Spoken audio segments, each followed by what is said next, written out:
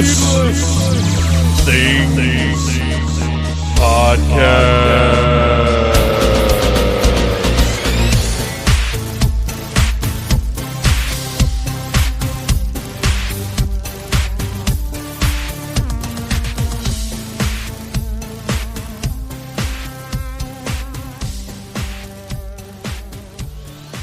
Do I call you Dave or Phantom or Troublemaker?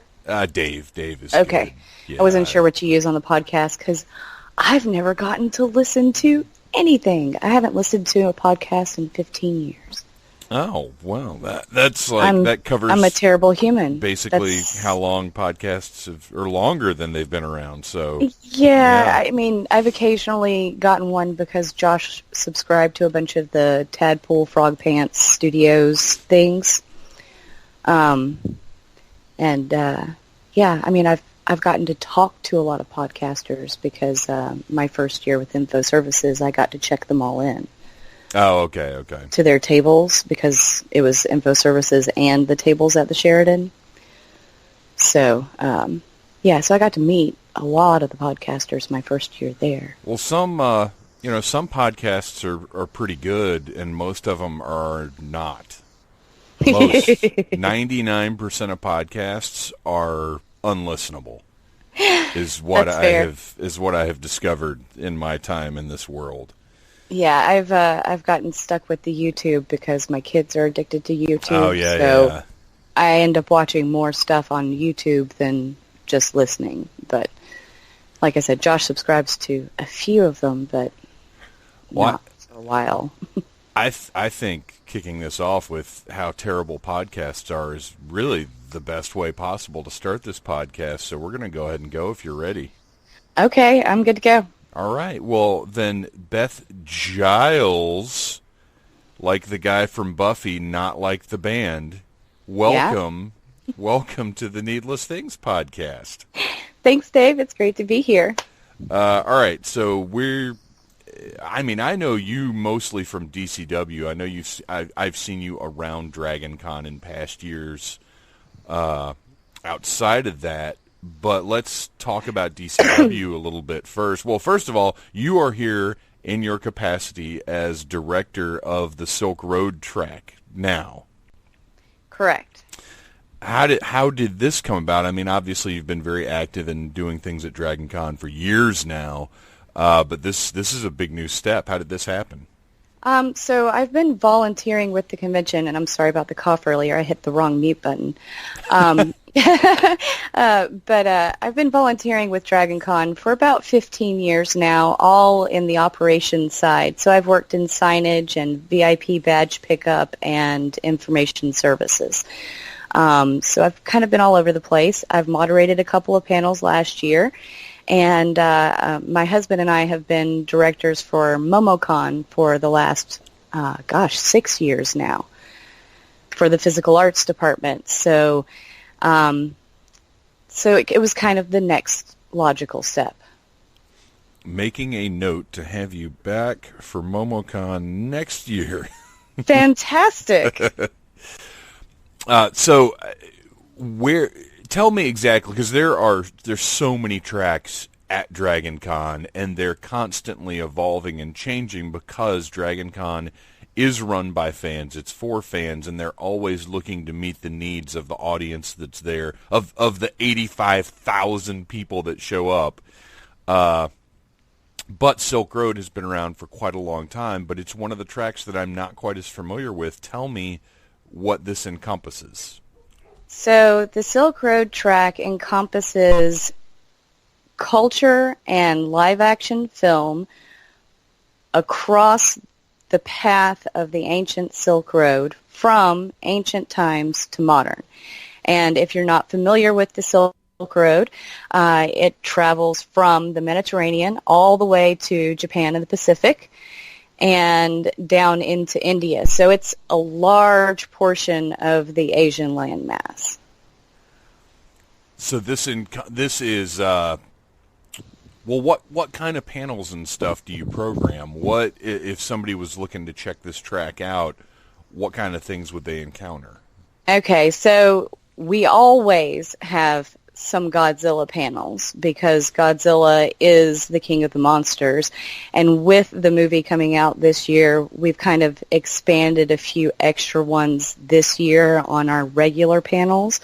So we'll have one that's Godzilla, king of marketing, that will be all about Godzilla merch in the U.S. And he's going to bring a lot of cool examples that roar and light up, and it'll be lots of fun. And then we'll do one that's Godzilla, king of the monsters, where we'll just do a general review of all the classic Godzilla all the way through to 98 and the most recent, with all anger checked at the door because there are very strong opinions about Godzilla 98, to say the least. And and to say that was my first in-theater Godzilla experience is sad, but true. Well, but I think that's the case for a lot of Americans. I mean, that's just, having the opportunity to even see Godzilla in a movie theater wasn't something that happened all the time in the average American's life, from the 80s through the 90s. Right. But in addition to Godzilla, we'll have some culture panels on tea service. We'll have history of samurai. We're going to do a self-defense panel. We'll have a Jodo staff fighting demonstration. I have a guy who comes in and talks about ninjas, myth versus reality.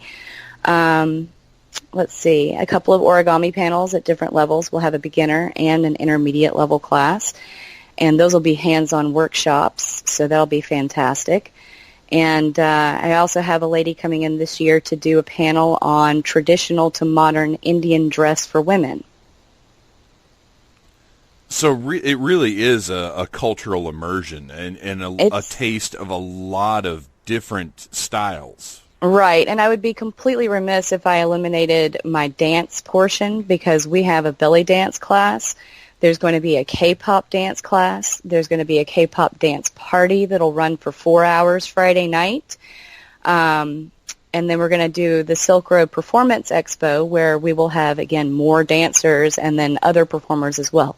We have a martial artist who's applied to perform for the expo this year. So it'll be a wide variety of cultural demonstration. Okay, this is great because we have hit upon something else that you're going to have to explain to me because I don't necessarily feel like I'm old, but I'm a little out of touch.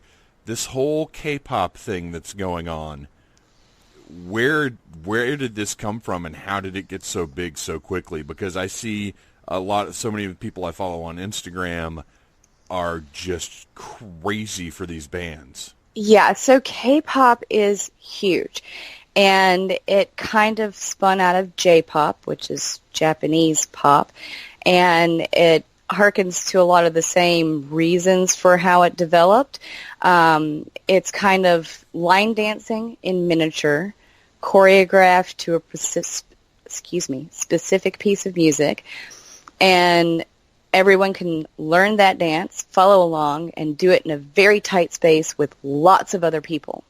And if you've ever been to a K-pop dance party, the room is always packed, wall to wall. So you have to have movements that are recognizable, repeatable, and that everyone can do in sync. Otherwise, somebody's going to run into somebody. So it's a lot of fun. It's super poppy. It's really bouncy. It makes you move. It gets your heart racing. It's just a lot of fun. And they're like the boy bands of the 80s and 90s in America. Like they are adorable, these boys. So I understand the draw. And that's what I've seen is people, it'll be a stage full of performers, 5 to 6 to 7 guys up there dressed very specifically, and you're right, the image-wise, it is very reminiscent of like NSYNC and Backstreet Boys and stuff. And they all have characters they play. There's the bad boy, there's the boy next door, there's the nerdy boy. They have characters in the group. Oh, wow. So there's an element of theater to this as well. Oh, absolutely. Absolutely. And it's always just an arena full of people going bonkers. It is, yep. That's KCON's actually been touring the U.S. with BTS, and that's one of the bigger names in K-pop right now. And they went to New York and filled the stadium. Sold out, I think, 5 minutes when ticket sales opened. And then they went to L.A. and same thing. It was insane. So, yeah, it's big. So we've covered a little bit what you're doing now, and we can come back around to that, but I want to talk about your history with Dragon Con, because 15 years of Dragon Con is impressive. I mean, that's wild. How did you first get involved?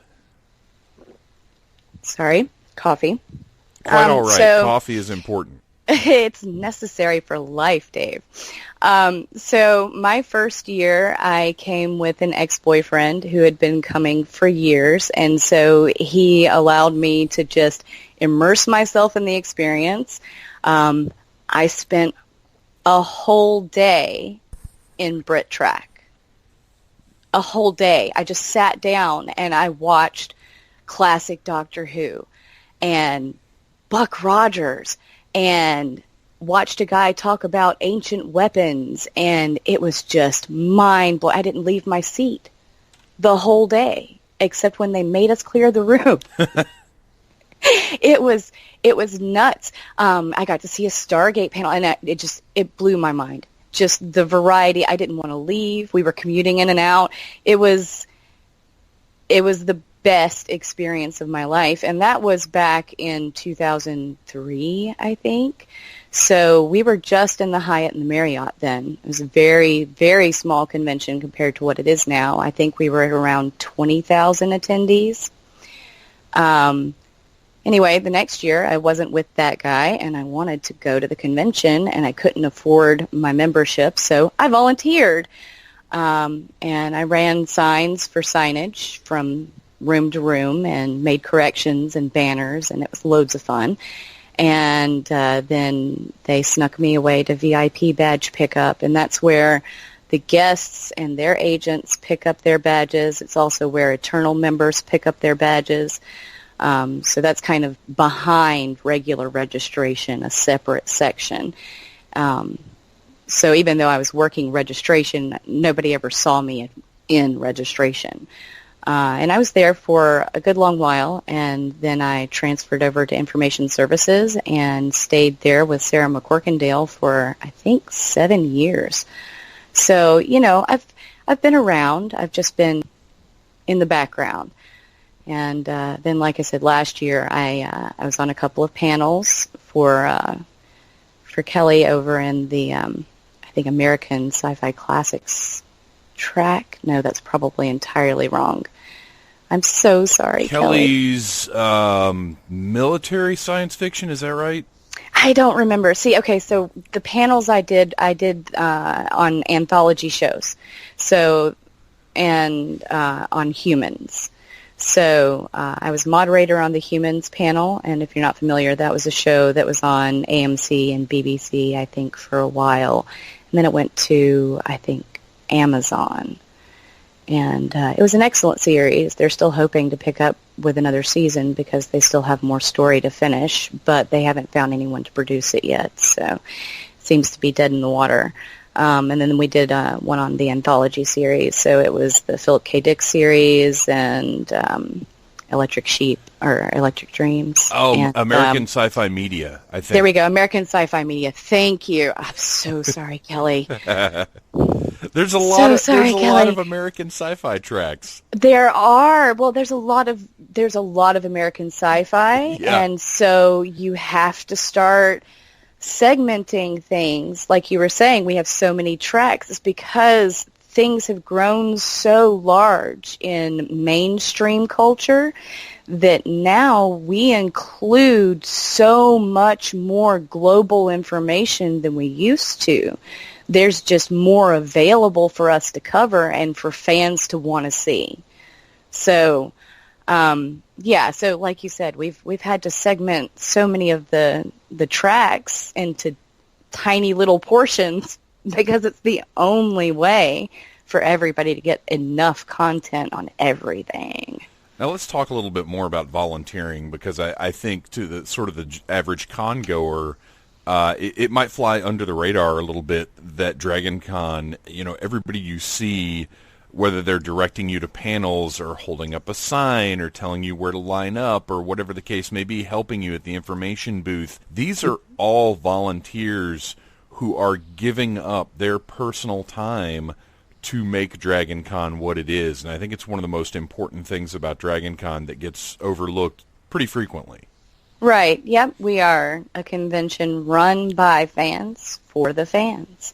And entirely volunteer staff on the floor. You may occasionally see one of the office staff, but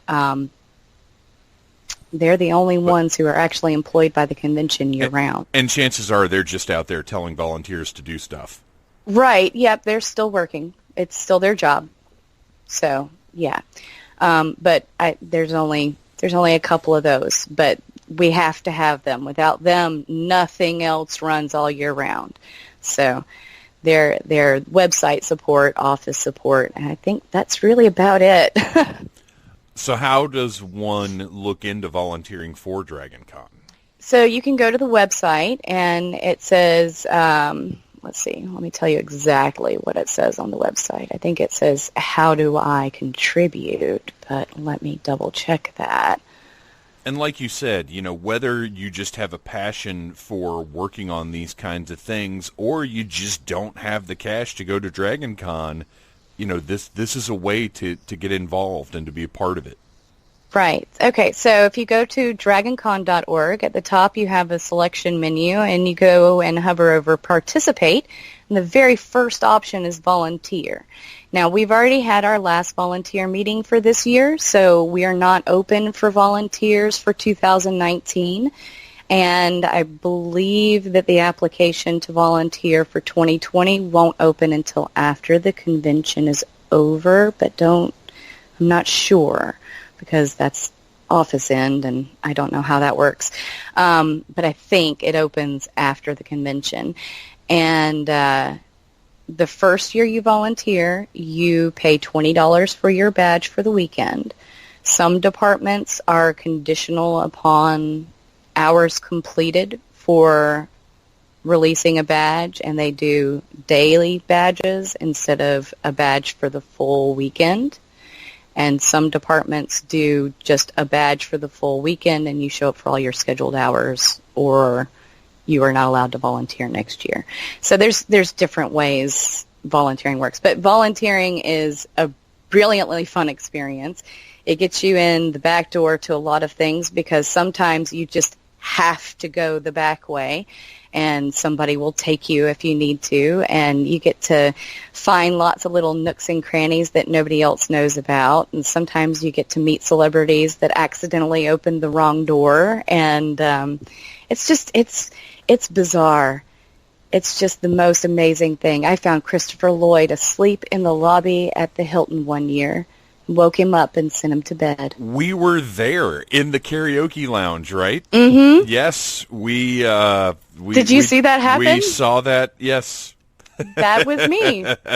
Yeah, and then on my way out the door, because that was an epic experience, I saw Will Wheaton on his way up the elevator. And then as soon as I turned the corner, I ran into his doppelganger wearing a T-shirt that said, "No, I'm not Will Wheaton, but he's around here somewhere." And I said, "Oh, my God, you have to come with me." And I dragged this unsuspecting person who had no idea why across the Hilton lobby, and then slowly edged him into Will's line of sight. That's great. And he stopped mid-sentence and went, "Oh, my God, that is the best thing I've seen all weekend. You just made my day. That is the best thing I've ever seen." And I was like, yes, score. That's awesome. It was an epic night. So what are some other stories? I mean, in 15 years of doing this, you've got to have some more fun stories and things that have happened that are just, Dragon Con is a magical time, and It really is. it's something where the whole weekend is great, but even among all that greatness, there are always at least a couple of memorable things. Okay, so it has been copied, but not as well as the original. The original was probably 7 years ago, maybe 8 years ago. This group came in dressed as Ghostbusters, and their proton packs were connected to each other, and they were a roaming sound system with lights and everything. Oh, wow. And they set up on the steps of the Marriott and held a mini rave at 2 o'clock in the morning on the steps of the Marriott outside Tower 2 and just partied like there was nothing else happening at con. And people walked up and they were like, "What is this? This isn't on the schedule." And we're like, "Man, this is awesome." And that's Dragon Con. They set up karaoke on the steps of the Marriott last year. Just somebody with a sound system in a wagon, a karaoke system in a wagon, just rolling it around and set up outside the Marriott and started doing karaoke on the sidewalk. It was brilliant.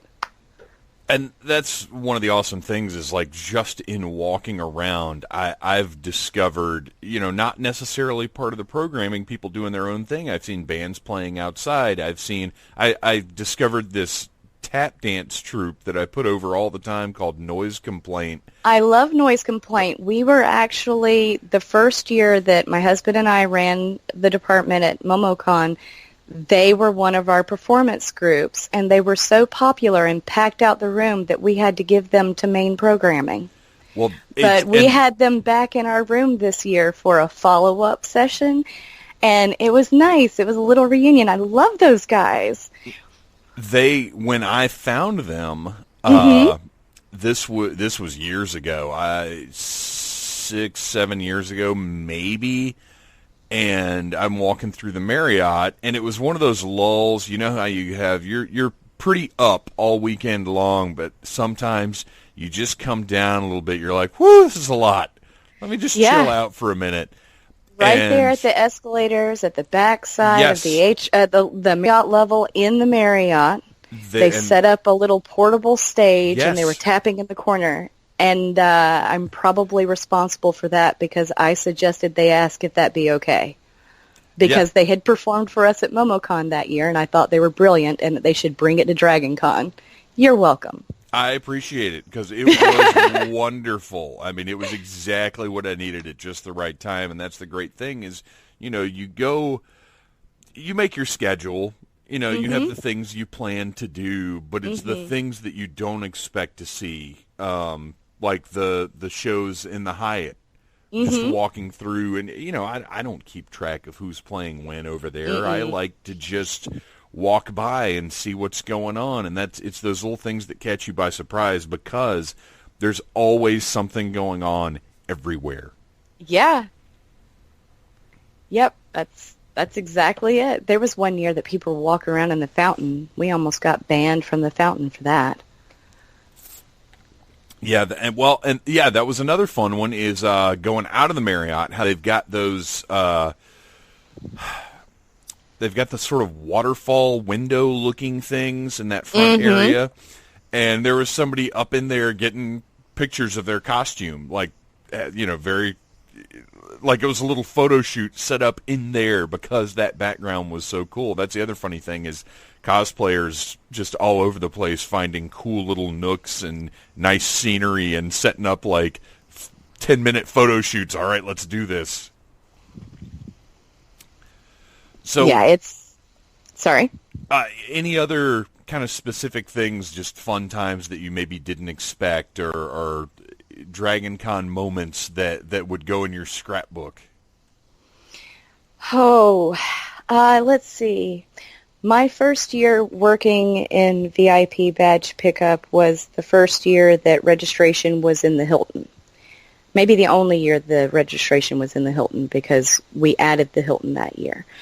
And somehow Lou Ferrigno had missed his ride at the airport and caught a cab and found his way to us after going to the Hyatt first because registration had been there for years, and showed up at my window very upset because his family had arrived earlier and had already checked in, but he didn't know where. His agent had already picked up all of his information, so he didn't know his schedule, and nobody was answering the phone. So I had a very angry Hulk staring at me through the tiny little space in my little booth, right? He had to lean down on the counter to fit in the tiny window. And it's my first year, and I have no idea how to handle this. So I remembered that he's deaf. So I asked him if he was deaf, and he said yes. And I asked if he read lips, and he said yes. So I explained that I wasn't sure how to handle it, but I would find out as quickly as possible, and that if he would like to have a seat, I had chairs behind the podium for him to have a seat at. And he said, no, I'll wait here. But he thanked me for remembering that he wouldn't know if I was talking to him when I walked away if I didn't speak to his face. Right. That turned it around. By the time I came back, he was already smiling, and I had miracled some guest transportation people out of thin air. Moments later, they just walked up and had radios and handled it, escorted him, took him where he needed to go, handled everything. But I still get a wave and a smile every time I see him at con. So that one's pretty special.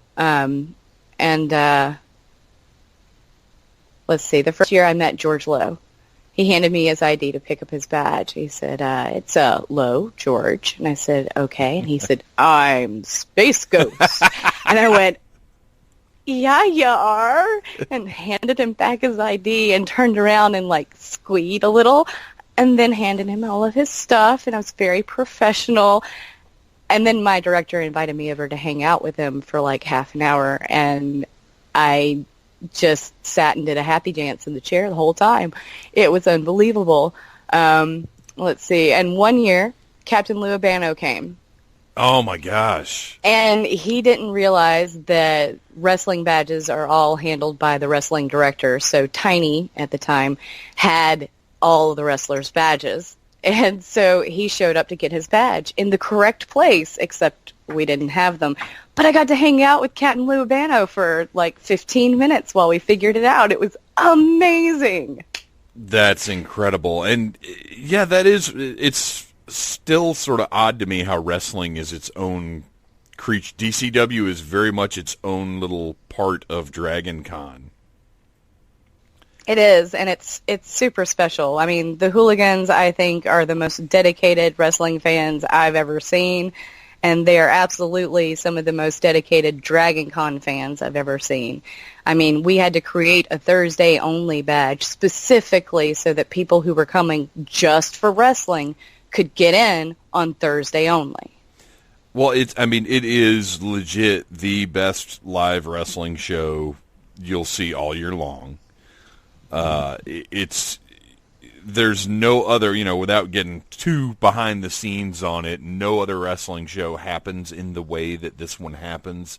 It's a very different environment. It's a very different way for these guys to work, and it comes through. And of course, it's a very different audience. Mm-hmm. So how did you end up getting involved with DCW? And what was I don't even know what your role was there. I would just see you and we'd hang out and talk for a second, and then you'd be off taking care of business. Okay, so I never have had an official role with Dragon Con Wrestling. I've always been volunteering for another department, except the year that we did Tiny's Memorial. That year I dedicated to Dragon Con Wrestling only.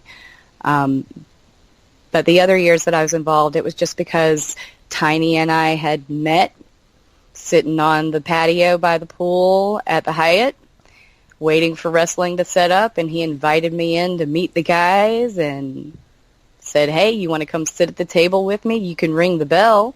Okay. So, off and on for about a decade, I have occasionally sat at the table and rung the bell. I've also thrown a podcaster at his own request, did a hip wheel. He was nice and gentle. I set him down on the ground. He was more surprised that he didn't hit the ground with a thud than he was at being thrown by a girl. But it was amazing. There's probably still video of that out there somewhere. But let's see. Occasionally, I will notice that there's a crowd control issue and just get up and run away, which is what you're talking about. Sometimes I just disappear. It's usually because I see a crowd control issue. I've worked in security and martial arts for so long that it's ingrained that if it's not being handled by the people who are supposed to, I'm going to handle it. So occasionally I will go work crowd control. But it's a lot more fun to sit at the bell and watch for Dee's signal when he says, that's it. Dee's the ref that's usually calling the matches for DCW. Occasionally we have a female ref too, and I wish I remembered her name because she's brilliant.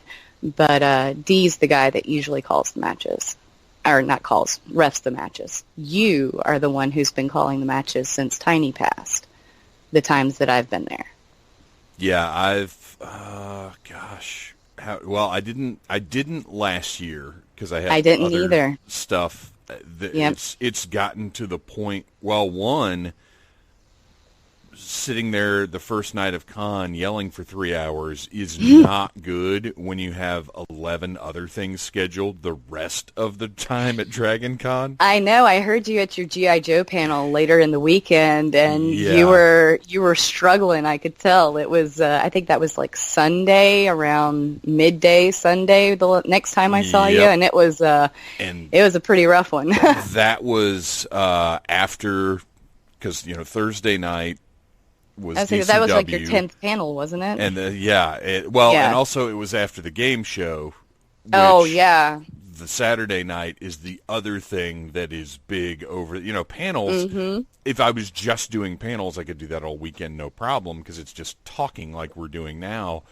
But DCW and the game show, you got to be big, announcer and over the voice, top, and right, and combine that with nonstop drinking 24/7, and shockingly, it doesn't go so well by about Sunday mid-afternoon.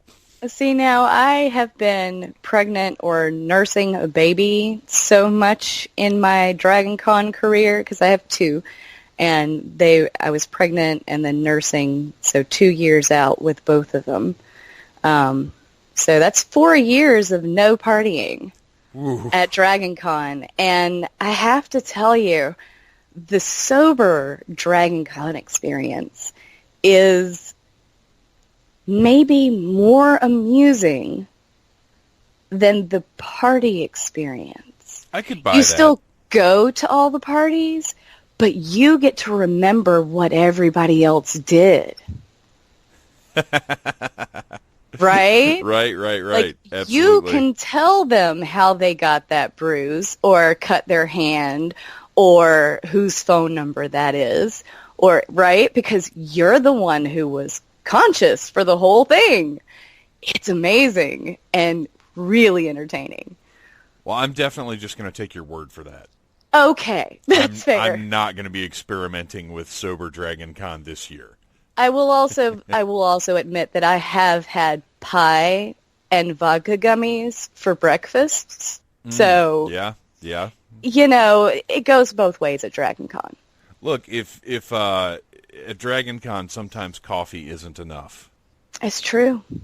All right, especially when somebody's offering you home brewed from scratch apple pie. Right, you don't turn that down. That's just rude. Right? Absolutely. I mean, because manners at Dragon Con are important. I mean, he even distilled his own liquor for it. Yeah, you don't say no to that. You can't say no to that. No, that would be a terrible breach of etiquette. Absolutely. All right, so to wrap this thing up, let's land back on the Silk Road track. Are there? Well, first of all, where can we find? We're all, of course, waiting. Although by the time this goes up, the app could potentially have been released. But I don't know. If it's up by Monday the week of, I'll be pleased. But okay. Until we have that glorious app in our phones, where can we find information about the Silk Road track? And are there any other specific panels or things you want to put over before we wrap it up? So let's see. I'm borrowing a couple of guests from other departments this year. Borrowing Nick Eptimiades from the Skeptic track. He does a lot of espionage panels for them because he works in that field. He lived in China and Japan for several years and studied martial arts and cooking and other things. So he's the one that's going to be doing the self-defense panel. He's also a professor of East Asian Studies at Penn State. So he's going to do the history of the samurai panel as well. And I think those are going to be really interesting. It'll be my first year working with all of these panelists, obviously, as my first year as director, but some of them I've been to their panels before. So I've seen them, I've met them. They're not brand new to me, but Nick's brand new to me, and I'm interested to meet him because I've never met a real life spy before. Yeah, that's kind of awesome. So yeah, that's a neat crossover. And then and Phoenicia, she's brilliant. She's the belly dance instructor, and you'll see her at the drum circle all the time, and she'll also be a part of the Silk Road Exposition and my tea service. So she's going to be all over the Silk Road this year, and she's fantastic. I love Phoenicia. And I want everybody to know that Kira Lang, the previous director of Silk Road, she is still involved in the track. She has handed me over all of her information on scheduling and panelists and all of the neat supplies that she has. And she gave me some advice on a lot of things in working with the volunteers because it'll be my first year being director over volunteers at DragonCon. But mostly she agreed to stay on to run the Silk Road Exposition for me. So she's going to be in charge of the Silk Road Performance Exposition. So it will be the same exposition that you're used to with new performers. And like I said, we have martial artists this year, so that should be really interesting. Awesome. This is great. I love hearing about, because, you get to DragonCon and you kind of, you have your one or two tracks that you're really invested in or embedded with, and you kind of slowly start to spread out from there. And I love discovering these tracks that have been around forever that I just, maybe just haven't had the time to explore and find out what all they're about and what the programming is. So I appreciate you coming on and explaining what's going on. I actually got to meet the first Silk Road track director the year that it became a track, and we hit it off pretty well. She gave me a neat little special Silk Road badge to go behind my regular badge that was just like a friend of Silk Road type souvenir, and I still carry that with my stack of badges because I'm one of those that carries my stack of all my DragonCon badges. It weighs like 3 pounds now. But to find the Silk Road track at the convention, we'll be at the Hilton. If you take the elevators or escalators down to the Galleria level, we're in Galleria 8, and that's way in the back across from podcasts. And then until the convention, you can find us on Facebook at DragonCon Silk Road, or you can find us at, I think it's Silk Road at DragonCon.com. Nope, Silk Road at DragonCon.org. Yeah, and if you go to the DragonCon main page, they have improved the site greatly, and it's fairly easy to find your way around. And it's changed a lot, but if you just search for Silk Road, it'll pull up the Silk Road track page, and that has a summary of the track and what to expect at the convention. I've also been on the DragonCon Media Relations podcast, and I did 50 Days of DragonCon the other day, so I think I'm day 32 on 50 days. Awesome. Well, you are we'll be about a week out when this posts. Okay. So it's wild. I can't believe it's right around the corner. One of the excellent presenters for the horror track, who is an attending professional this year, Clay Gilbert, has said that DragonCon is always either a year away or tomorrow. That's true. That's exactly right. Oh, that's exactly right. And in this case, we are much closer To to the tomorrow. latter. Right, exactly. Well, Beth, thank you so much for coming on the show and talking about the Silk Road track. I am looking forward to checking that out, and I'm looking forward to seeing you again this year at DCW. And you know what I think we need? I think we need a belly dancing wrestler. I think Ooh, you need to that talk to would be Phoenicia entertaining. about that. We need a little crossover there. Brilliant. Okay, you saved it. I was leaving on a heart attack because we are only tomorrow. Yeah, but no, yeah, that would be hilarious. That'd be tremendous. It'd be perfect for DCW. Awesome. Beth, thank you so much for coming on the show, and I will be seeing you soon. Alrighty. Thank you for listening to the Needless Things podcast. You're the best. You can find the show on iTunes, Stitcher, Downcast, or in the ears of a Trader Vic's employee. Love you, mean it.